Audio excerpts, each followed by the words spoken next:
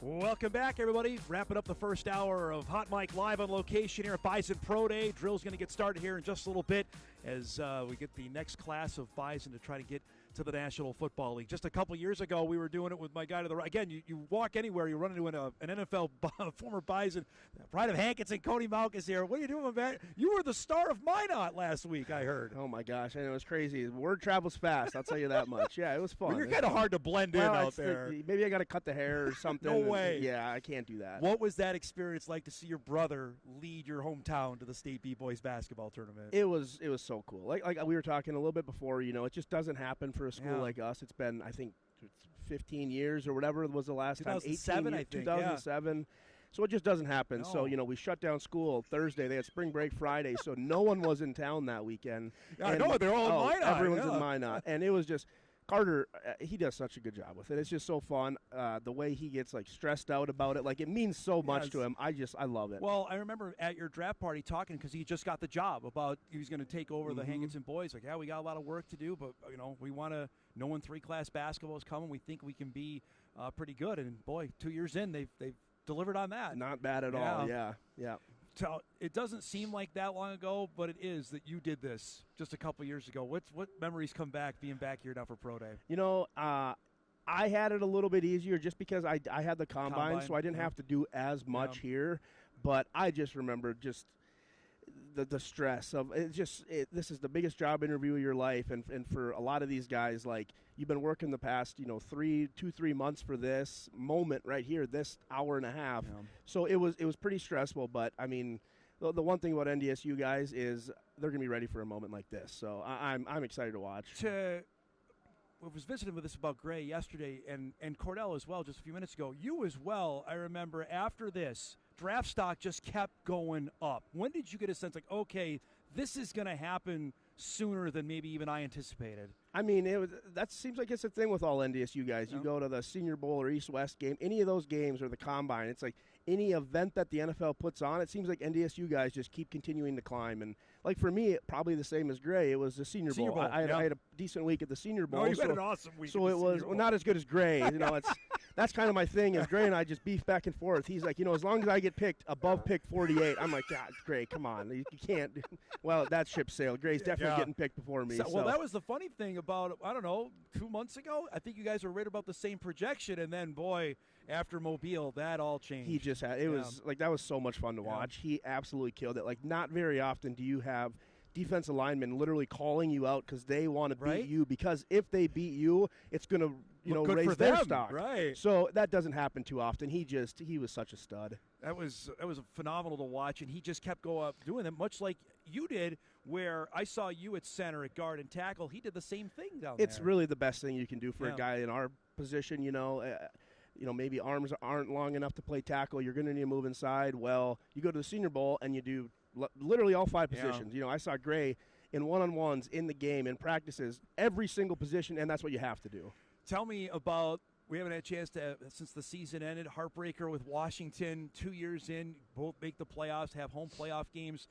What do you make of how the Bucs did in 2024 in your mind? Yeah, it's kind of the same story as my rookie year. It was just kind of a game of runs, really. We'd win a couple, and then we'd lose a few. We'd lose a couple, or we'd win a couple. It's just we're up and down and up and down. And for a team like us, I think if we can just find our – I don't know. If we can just get on a roll and then just stay on the roll, I think we're a pretty hard team to stop. And, it sucks to lose a tough one like that against Washington. But, again, they had that pretty cool story coming out of Washington last year. Jaden Daniels is an all right player, man. He's not too bad. And they had a pretty good defense there, too. I was going to say, what you had to go up against on that game. Oh, yeah. Man, their defense was flying out and there. And they were the first team we played of the year, too. Yep. So, again, it's just the story of – I feel like any NFL player watching back the film from the first week, in week 19 or whatever it was, it's just, it's a completely different game. So how much do you pay attention to what the team's doing now in free agency and getting ready for the draft? Are you locked in, or is it not something you pay attention to? I pay it a little bit. I'll see something come across my Twitter or Facebook or something, and that's kind of how I find out. Or if it's kind of something a little bit bigger, like we signed back our left guard, our group chat's fire, like, hey, Ben, let's go. We're all pumped for him. We're texting him, and that kind of stuff we pay pretty close attention to. Otherwise, honestly, we just kind of – the front office is going to put us in a good spot. So what is the schedule like for you now here? You're back here. I want to talk about the upcoming nuptials here in a minute, but how often are you back at Tampa for OTAs, and when's all that get going here? I think that picks up April 20th or 21st or so. So kind of been in Tampa for a couple weeks now. After this week, I'll head back down, and it's nice to work out down there with some of the other guys and enjoy some Florida weather is always nice. So no, just kind of back there, and then, the next few weeks until OTAs, just kind of keep getting after it with the guys. So we were visiting with Carter last week about your camp, and we haven't had a chance to talk about it, of how crazy it was.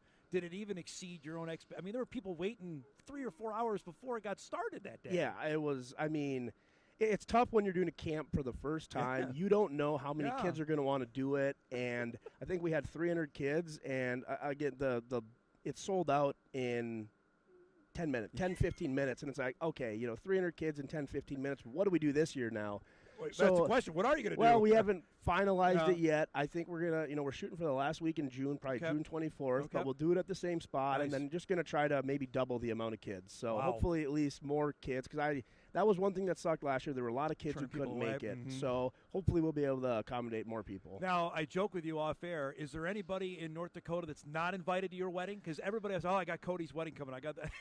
Everyone's got Cody's wedding coming up. It's just it's pretty much an open invite at this point. We just can't make the cuts anywhere. Don't let anybody know where it's at. We'll leave that one off there. But oh my goodness, it'll be fun. It's gonna be a big event, and obviously I'm really excited for it. Absolutely. Yeah. Just tell me about that, and then getting ready for the new season. I mean, that's quite the 1-2 combo.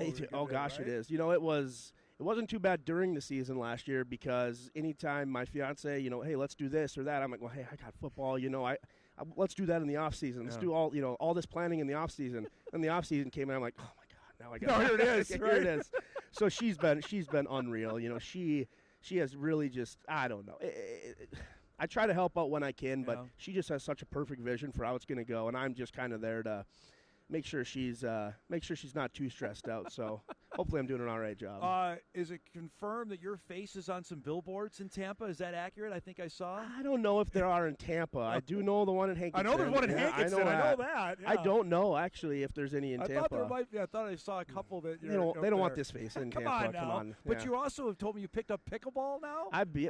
It's Florida. How you go work out in the morning, and then what are you going to do the rest of the day? You go golf or you play pickleball with your buddies. That's the thing. See, the thing about Florida though is you have to pick the right time to do it. Oh, really? Because you can't go at 1 or 2 in the afternoon. Oh my God, you're going to get fried. So we have to pick a right time to go do it. So it's like 6 a.m. or like 9 It's either p.m.? early in the morning or kind of as the sun's going down. Okay. But this time of year, it's not too bad. It's a little more lenient. But, yeah, it's about to get really hot down there. Last thing before I let you go, and I really appreciate you giving us a couple minutes. You got to protect Cam Miller as well.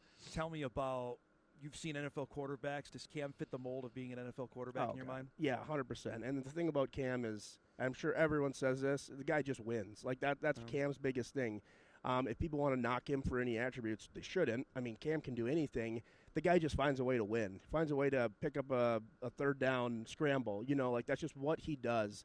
And just seeing the way he, the East-West clips that he had, just slinging the ball around, I'm excited to watch Cam throw today. That was kind of my biggest thing. Yeah, there's Gray, there's Mason, there's all these guys, but I'm excited to watch Cam throw the ball a little bit. How often do any of the personnel guys go, hey, there's another Bison coming through? Do they talk to you? Hey, there's another NDSU guy coming up? Do they ask you? They always know if there's another NDSU guy coming up. They'll kind of come, hey, what kind of guy is this? And they're always good guys. That's NDSU does a good job of that. But it's fun just to have our scouts come up and be like, hey, what's Gray like? What's Mason like? What are these guys like? And it's easy to say good things about those guys. It's great to see you, bud. Thanks so much for doing this. Congratulations on the wedding. Thank you. My invitation got lost in the mail? Dom, that's coming. Don't worry. Everyone else in North Dakota is probably coming too. So thanks so much for doing this, bud. We'll be in touch, all right? Yep, thank you. Cody Mauch from Hankinson, North Dakota, ready to start his 3rd year with Tampa Bay. We'll break. We'll start our 2nd hour. Jory Collins is here. We got Bison women's basketball tonight to talk about as well. That's coming up when Hot Mike returns after this.